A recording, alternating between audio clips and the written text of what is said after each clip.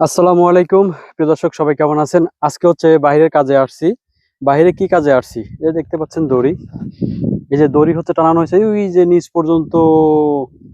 আহ এই line by line হচ্ছে, এই যে আপনাদেরকে দেখাই, এই যে রাবার বাগান। এখানে হচ্ছে রাবার বাগান করবে। আর এই যে দেখতে পাচ্ছেন রাবার গাছের হচ্ছে চারা। এই চারা গাছ হচ্ছে আজকে লাগানোর জন্য বাইরে কাজে আসছি। আপনারা চারিপাশে হচ্ছে জঙ্গল দেখছেন, তাই না? যে এখানে মানুষের বসবাস আছে কিনা সেটা আপনাদেরকে দেখাই। এই যে দেখতে পাচ্ছেন টাওয়ার, যে টাওয়ারটা দেখতে পাচ্ছেন, এখানে হচ্ছে একটা গ্রাম আছে। জঙ্গলের কারণে হয়তো দেখা যাচ্ছে না।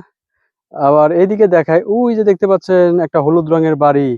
এখানে মানুষ থাকে এই জঙ্গলের মধ্যে। মালয়েশিয়ার গ্রামগুলো এরকমই, জঙ্গলের মধ্যে। আপনি প্রথম অবস্থায় যদি মালয়েশিয়াতে আসেন, আপনি যদি এই জঙ্গলের মধ্যে আসেন যে এখানে কিভাবে মানুষ বসবাস করে।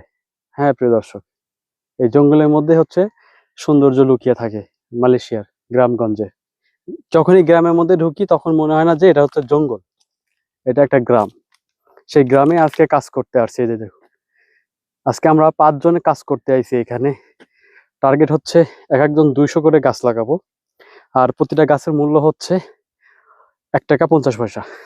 তো 100 গাছ গাড়লে হচ্ছে আপনার 150 রিঙ্গিত, আর 200 গাছ গাড়লে 300 রিঙ্গিত। এখানে প্রায় আপনার 3000 গাছ লাগানো হবে।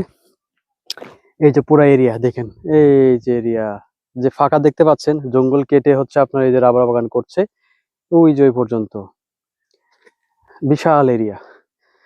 তো আমরা হচ্ছে প্রায় 100-র উপরে গাছ লাগিয়ে আমরা হচ্ছে এখন রেস্ট নিচ্ছি। আর এক একজনের 100 করে গাছ লাগাইতে হবে, মানে এখনো 500 গাছ মানে লাগাইতে হবে। তারপরে হচ্ছে এক একজনের 300 রিঙ্গিত করে ইনকাম করা যাবে, বিকেল বেলা হয়ে যাবে ইনশাআল্লাহ।